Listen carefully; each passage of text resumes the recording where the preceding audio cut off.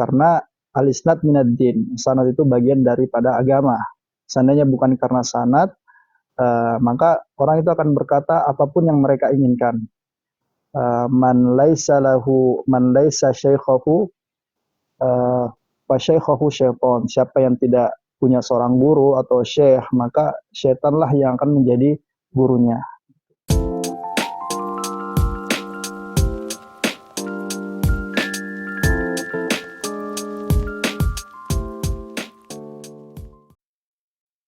Assalamualaikum warahmatullahi wabarakatuh. Halo everyone, selamat datang kembali di podcast Majelis Bagu Jaga yang kedua.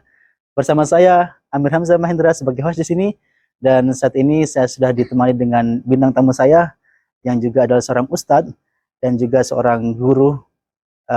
Kita langsung saja berkenalan dengan beliau. Assalamualaikum Ustadz. Waalaikumsalam warahmatullahi wabarakatuh. Sehat ya? Alhamdulillah sehat. Kamu gimana kabarnya? Alhamdulillah sehat-sehat Ustadz. Ustadz, kalau boleh tahu kesehariannya apa sih? Keseharian ya seorang imam masjid dan juga seorang tenaga pengajar di 2 sekolah. SD? Satu SD, satu SMP. Masya Allah, berarti memang benar-benar disibukkan dengan mengajar ya? Alhamdulillah, kesibukan yang positif. Oke. Ustadz, sebelum kita ke pembahasan inti, saya mau tanya dulu, mungkin di luar sana banyak adik-adik kita yang mempunyai cita-cita ingin menjadi ustadz. Ya ada, saya kenal beberapa. Nah, kira-kira apa sih kegiatan ustadz itu, apa aja sih? Seorang ustadz kegiatannya itu berkisar tentang masalah keumatan. Pokoknya hal-hal yang berkaitan dengan umat, berarti di situ ada peran dari seorang ustadz. Artinya umat masyarakat Islam, Muslim gitu. Apakah hanya sekitar mengajar saja atau ada kegiatan lain? Kegiatan semua, mulai dari kalau boleh dibilang secara umum, secara global, mulai dari bangun tidurnya sampai tidur lagi, itu pun akan masuk dalam problemanya seorang ustadz, bagaimana mengajarkan, mulai dari mengajarkan hal-hal yang diajarkan oleh Nabi Muhammad SAW itu ditransfer ke masyarakat gitu.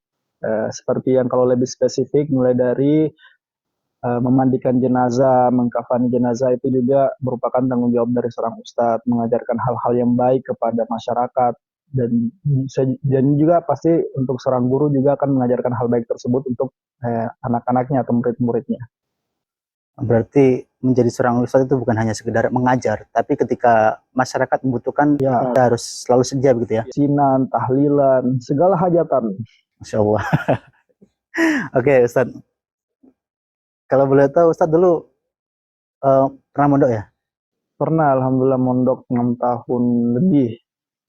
Mungkin bisa diceritakan di mana aja ya, latar belakang pendidikannya? Selepas SD di SDN Presko Prapoka, Timika, Papua, alhamdulillah bisa melanjutkan sekolah SMP atau setingkat SMP, disebutnya MPS, Sanawiyah di DDI atau Darul Dawal Irsyad, DDI AD Mangkoso, Kabupaten Badru di Sulsel. Nah, kemudian selepas itu sempat vakum sekolah dulu, fokus menghafal setahun, baru kemudian lanjut ke Madrasah Aliyah atau setingkat dengan SMA di sekolah yang sama, DDI AD Mangkoso, Kabupaten Badru. Sempat kuliah? Iya, alhamdulillah sempat kuliah. Jadi selepas Madrasah Aliyah, di situ saya mendapatkan 3 beasiswa sebenarnya. Masya Allah, berarti cerdas soalnya. Beasiswa pertama itu PBSD, Program Beasiswa Santri Berprestasi, itu masih ada sampai sekarang. Lulusnya di UGM, Universitas Gadjah Mada, jurusan Sosial dan Politik waktu itu. Tapi ya orang tua tidak berkenan untuk lanjut di fakultas tersebut. Alhamdulillah dapat beasiswa juga ke Turki, beasiswa tahfiz. Hanya saja beasiswa ini sifatnya non-degree, jadi orang tua juga tidak berkenan. Kemudian ada beasiswa ketiga, namanya beasiswa Universitas Al-Azhar. Alhamdulillah ini direstui sama orang tua, akhirnya bisa melanjutkan kuliah ke Universitas Al-Azhar Kairo Mesir. LC berarti gelarnya Ustaz ya? Ya, untuk gelar LC, dan semua alumni Timur Tengah dari Universitas Timur Tengah itu semuanya LC, mau dari Madinah, Yaman, Tunisia, itu semuanya sama. Nah, tadi Ustadz sempat bilang ada beasiswa tahfiz ya. Berarti Iya. hafal Quran juga. Alhamdulillah pernah hafal dan 30 berusaha juz, untuk Masya Allah. selalu menjaga. Itu namanya beasiswa Sulaimania namanya. Oke, Ustadz.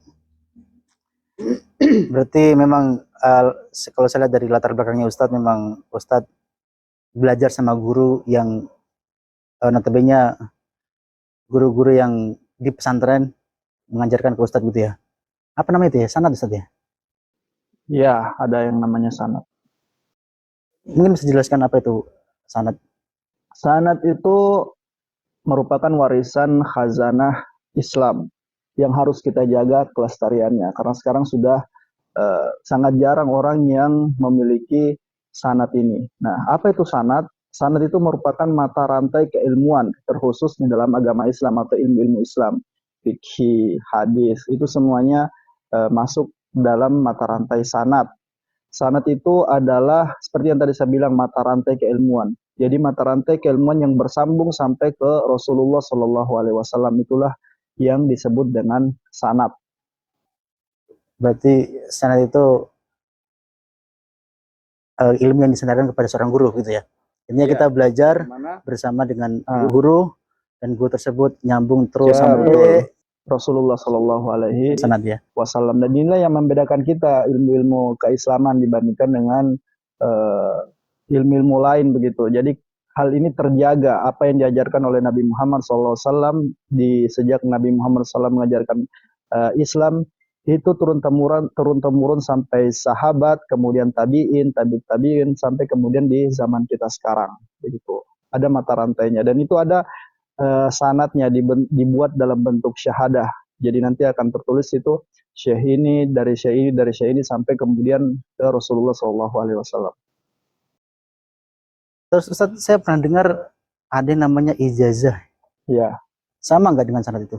Ijazah kan ya sifatnya lebih ke karena kita sudah melewati sistem pendidikan negara misalnya SD maka dapat ijazah SD. Sedangkan sanad itu sifatnya klasik, itu kepemilikannya setelah kita berguru kepada seorang guru, tidak ikut ke dalam kurikulum, tidak diatur sama negara begitu. Artinya setiap kita sudah selesai ngaji, menghabiskan satu kitab, maka di situ ada pengijazahan, istilah pengijazahan, tapi yang diberikan adalah ijazah, di situ ada tertulis sanadnya dari syekh ini ke syekh ini, dari guru ini ke guru ini. Begitu.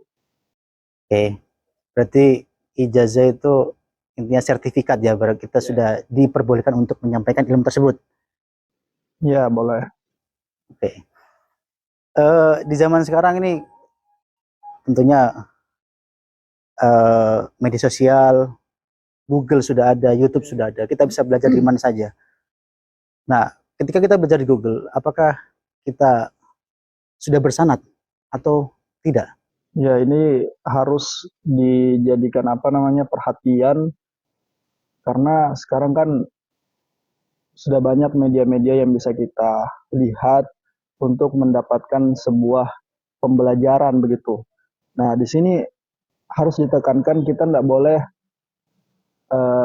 mendengar begitu saja atau mencari guru begitu saja tanpa tahu latar belakang dari guru tersebut. Kecuali kita memiliki pondasi yang kuat, misalnya dalam bidang akidahnya kita. Misalnya kita mau belajar bahasa Arab. Kita tidak boleh langsung ke sembarang guru.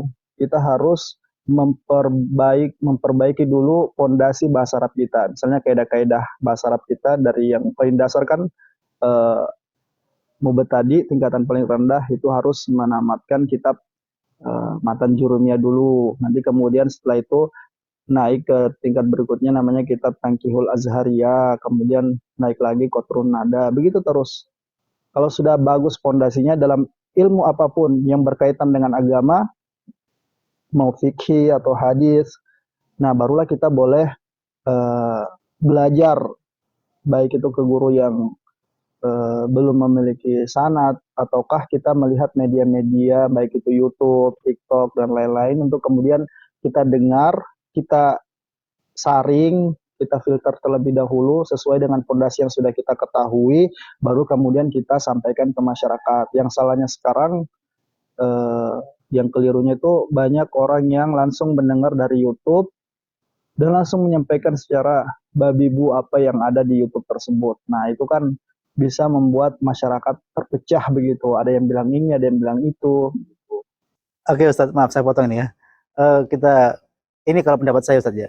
Menurut saya itu boleh kita belajar lewat online, YouTube, Google.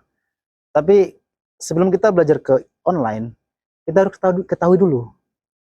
Kita ambil dari mana? Kita ketahui dulu siapa yang orang yang berbicara tentang itu, yang menyampaikan ya. Ya. Karena kalau kita tahu backgroundnya, misalkan kita ambil pendapat dari Imam Ghazali atau Imam Syafi'i dan lain-lain yang sudah terbukti dia memang berilmu, itu nggak masalah. Menurut itu gimana? Iya, betul. Kita harus tahu dulu latar belakang dari guru tersebut. Ya, tidak masalah kalau kita ingin belajar kepada seorang guru yang belum, tapi kita harus tahu dulu latar belakang dari guru tersebut. Karena sekarang kalau masalah ilmu, terutama yang berkaitan dengan agama itu rentan, rentan terjadi perselisihan, perdebatan, perpecahan. Misalnya saja tentang masalah bid'ah, ya kan, Ya. masalah hal-hal yang baru. Orang-orang biasanya memakai dalil kullu bid'atin dolalah. Semua perkara yang baru itu adalah dolalah, sesat. Padahal kalau kita cermati ada seorang ulama yang bernama Imam Tajuddin As-Subki itu menulis sebuah kitab yang berjudul Al-Ahkamul Kull, yaitu hukum kullu yang di hadis tadi, kullu bid'ah, semua bid'ah. Apakah kullu di sini bermakna semuanya? Walaihi matadul, dan semua hal yang berkaitan dengan kata kullu itu apakah semuanya dinilai bid'ah atau tidak? Ternyata kalau kita cermati tidak semua hal-hal yang baru itu adalah hal-hal yang bid'ah begitu. Nah, itu pentingnya kita mengetahui dulu latar belakang guru tersebut, dan lebih bagus kalau ada sanad yang menyertai guru tersebut, karena alisnad minaddin, sanad itu bagian daripada agama. Seandainya bukan karena sanad, maka orang itu akan berkata apapun yang mereka inginkan. Man laisa syaikhahu fa syaikhahu syaitan. Siapa yang tidak punya seorang guru atau syekh, maka syaitanlah yang akan menjadi gurunya. Seperti yang kita ketahui Ustaz, banyak sekali di luar sana yang saling mencaci di dalam Islam sendiri loh, saling menyerang antar ulama.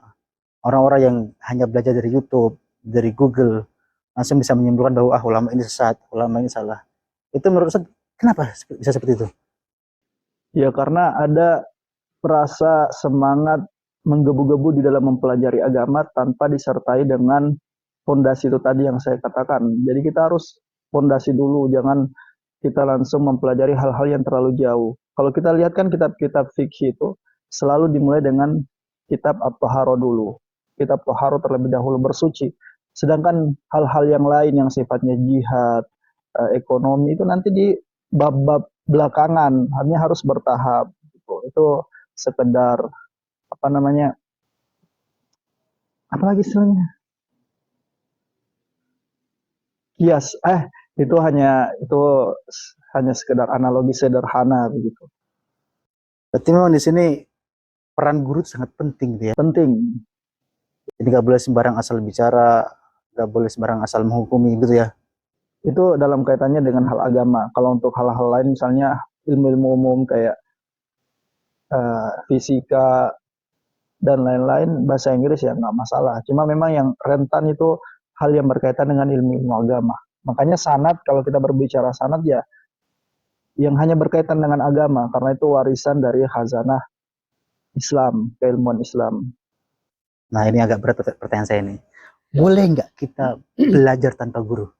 Ya nggak boleh, maksudnya kita hanya membaca buku saja. Walaupun banyak kayak di Mesir ada Abbas Sakot, itu betul-betul mengurung atau mengunci dirinya sendiri di perpustakaan, membaca.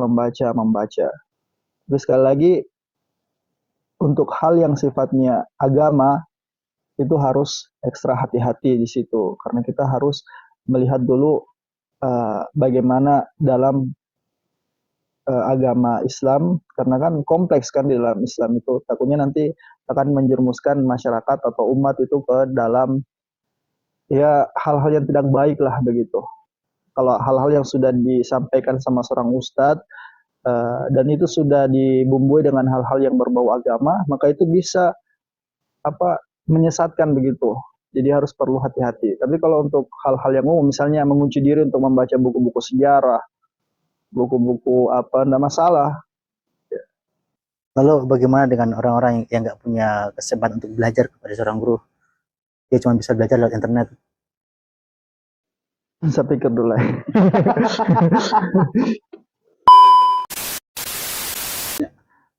Lalu bagaimana Ustadz dengan teman-teman kita yang mungkin tidak punya kesempatan untuk belajar dengan seorang guru? Dia hanya bisa belajar dari internet, dari YouTube. Ya, kalau sekarang kan untuk mendatangkan seorang guru itu kalau mau melihat dari sumber asli sanad ya kebanyakan ada dari Mesir, dari Yaman, dari Syria. Tiga negara ini dianggap paling mumpuni lah dalam hal sanad itu sendiri. Banyak syekh-syekh, banyak para habaib yang memiliki tingkat sanad begitu. Nah biasanya tuh syekh-syekh ini atau habib-habib ini biasanya melakukan safari dakwah begitu ke Indonesia. Tapi memang untuk menjangkau Jayapura untuk di Indonesia Timur itu sangat jarang gitu. Bahkan mungkin belum pernah kali ya. Biasanya cuma di daerah Jawa itu safari dakwahnya dari Jakarta ke Malang ke Surabaya. Nah biasanya masyarakat atau umat itu akan memanfaatkan momen ini. Mereka akan mendatangi, oh ada kegiatannya Syekh Yusri misalnya, mereka akan datang begitu. Untuk Indonesia, untuk di Jayapura,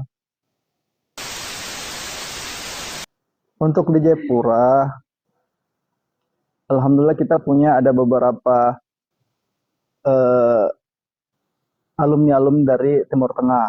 Ada alhamdulillah walaupun kita secara organisasi belum kuat, belum ada payung yang menaungi kita ini para alumni Timur Tengah yang ada di Jayapura. Berbeda dengan di Makassar misalnya itu sudah ada ICAT, Ikatan Cendekiawan Alumni Timur Tengah dan mereka sudah kuat di sana, sudah punya sekretariatan, bagaimana pembagian dakwahnya, sektor-sektornya itu sudah ada.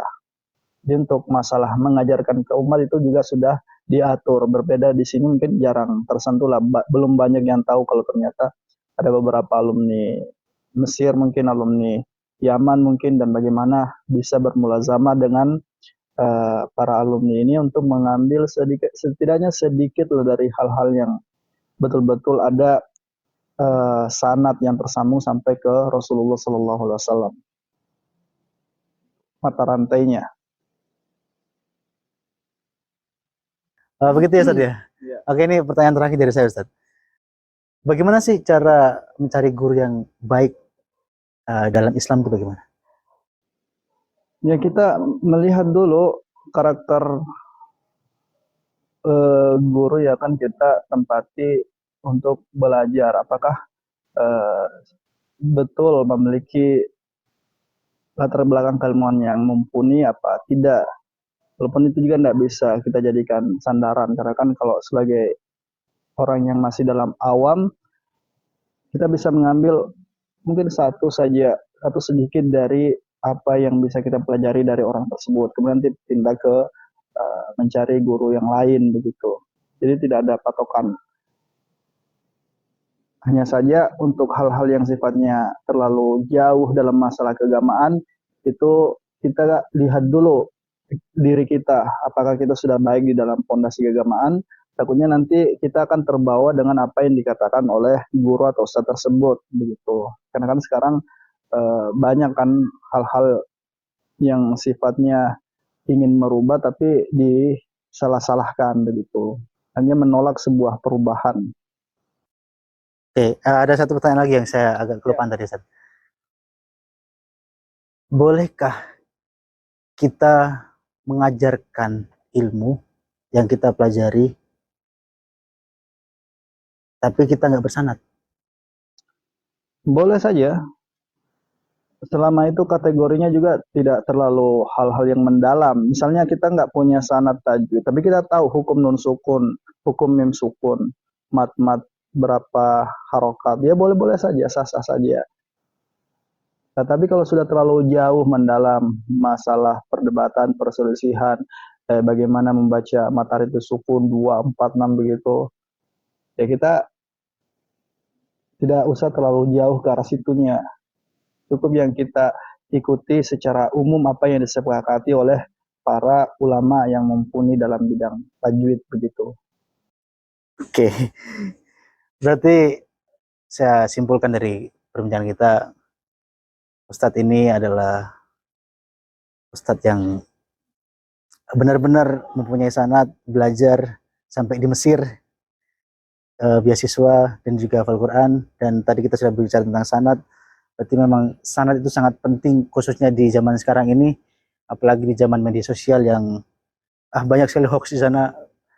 Sanad itu sangat penting, guru-guru yang kita harus belajar bersama dengan guru-guru yang memang mempunyai keilmuan di situ ya. Dan cara memilih guru ya tadi Ustadz sampaikan, kita harus mencari guru yang memang benar-benar punya fondasi yang kuat, begitu saja. Ya. Baik teman-teman, ini adalah podcast kita hari ini. Semoga perbincangan kita hari ini ada manfaatnya buat kita semuanya. Sampai ketemu lagi di podcast selanjutnya. Bye bye. Assalamualaikum warahmatullahi wabarakatuh. Terima kasih Ustadz. Sip. Selamat dulu. Oke.